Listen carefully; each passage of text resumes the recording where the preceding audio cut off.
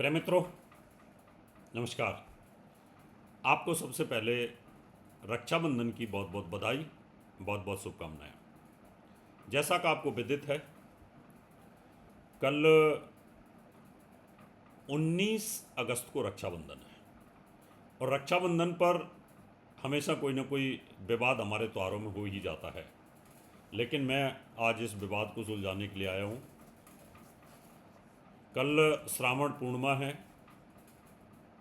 और शाम को 7 बजे के बाद पंचक शुरू होंगे और भद्रा दिल्ली के सराउंडिंग 500 किलोमीटर के आसपास 1:31 से 5 मिनट आगे पीछे रहेगी, ये समझ सकते हैं। अमृतसर तक, इधर 400-500 किलोमीटर लखनऊ तक मान के चलें, इसके सराउंडिंग में आप लेके चल सकते हैं। कल जो पूर्णिमा है उसमें भद्रा 1:31 तक है और अगर आप 500 किलोमीटर के आसपास दिल्ली के आसपास रहते हैं तो आप इसमें आगे पीछे थोड़ा कर सकते हैं। भद्राओं के अंदर कभी भी शुभ कार्य नहीं होते और श्रावण की भद्रा और फागुन की भद्रा स्पेशल निर्णय सिंधु और धर्म सिंधु के अनुसार इनमें ये कार्य वर्जित होते हैं।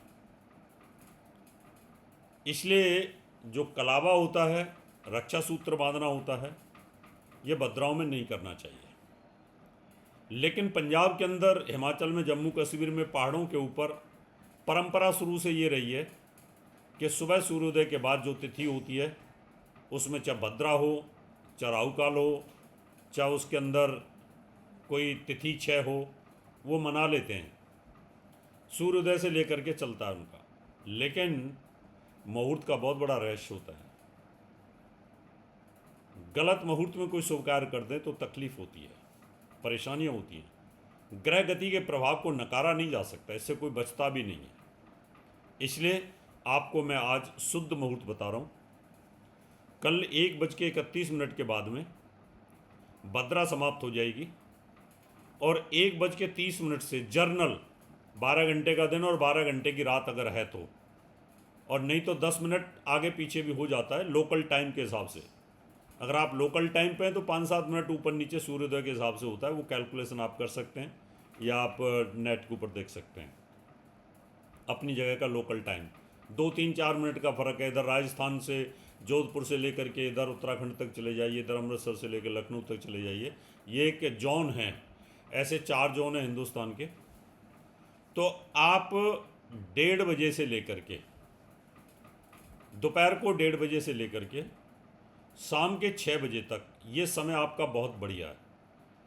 इसमें चरकी चौगड़िया है 1.5 घंटे की, लाभ की चौगड़िया 1.5 घंटे की, और फिर अमृत की चौगड़िया है। 4.5 घंटे का जो मुहूर्त है ये बेस्ट टाइम है। इस समय पर आप इस मुहूर्त का फ़ायदा उठाएं और इसमें आप रक्षा सूत्र बांधें और इसमें अपना मिठाई खिलाएं, मिठाई बांटें। जो भी आपको अपनी रीति हैं उसके हिसाब से आप इसको कर सकते हैं। 1:30 से लेकर के और शाम को 6 बजे तक इसमें 10 से 15 मिनट आपके लोकल टाइम के हिसाब से ऊपर नीचे हो सकता है। तो आप टेंटेटिव टाइम 1:15 बजे से लेकर के 5:45 बजे तक ले सकते हैं। तो इस पीरियड में आप इसको करें, तो इसमें आपको लाभ की चौगड़िया भी मिलेगी और लाभ की चौगड़िया, अमृत की चौगड़िया, चर की चौगड़िया, इनमें व्यापार वृद्धि, लाभ वृद्धि, स्वास्थ्य वृद्धि, धन धान की वृद्धि, इन सब का योग बनता है। इस समय पर जब आप बांधोगे तो 2 चीज़ करनी है बहन को। एक थाली के अंदर एक दीपक ले लेना है, घी का दीपक रख लें, साथ में धूप बत्ती, अगरबत्ती, कोई भी खुशबू की चीज़ रख सकते हैं, थोड़ा फूल ले सकते हैं और एक जल का लोटा ले सकते हैं। जल के अंदर फूल और उस जल के अंदर गंगा जल डाल लें। इतनी चीज़ें तो ये अनिवार्य है। 5 चीज़, इसको पंचोपचार विधि बोलते हैं। और तिलक, तो जब आप राखी बांधोगे उस समय पर, तो उस समय एक मंत्र बोलना है। ओम येन बद्धो बलि राजा दानवेंद्रो महाबल तेन त्वयमन्वन्दयामि रक्षे माचल माचल। ओम येन बद्धो बलि राजा दानवेंद्रो महाबल तेन त्वयं रंध्वजागी रक्षे माचल। इस मंत्र को आप बोल करके तिलक लगा सकते हैं। और साथ में ये सब करने से पहले जो गंगा जल होगा कलश के अंदर, वो फूल उसमें डुबो करके पहले अपने ऊपर छिड़कें और साथ में भाई के ऊपर छिड़क करके दोनों बाहर से शुद्ध हो जाएं।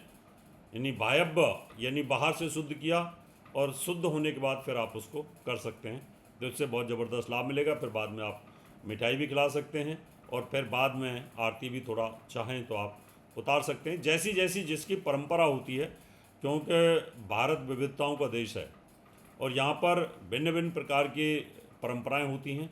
लेकिन जनरल ये पंचोपचार विधि मैंने बताई है, इसमें 5 चीज़ें, धूपम दीपम गंधम और पुष्प, और साथ में आप तिलक ले लें। ये सब करेंगे तो आपको निश्चित तौर पर लाभ मिलेगा। और अगर आप ये मंत्र नहीं भी बोल सकते हैं, येन बद्धो बलि राजा दानवेंद्रो महाबल, तो आप इसकी जगह पर आप एक कल्पना के तौर पे बोल सकते हैं कि मेरे भाई की लंबी आयु हो और मैं ये जो रक्षा सूत्र बांध रही हूँ, ये भगवान का आशीर्वाद इनको मिलता रहे। इस प्रकार से आप कर सकते हैं, निश्चित तौर पर आपको लाभ मिलेगा। आपको दोबारा से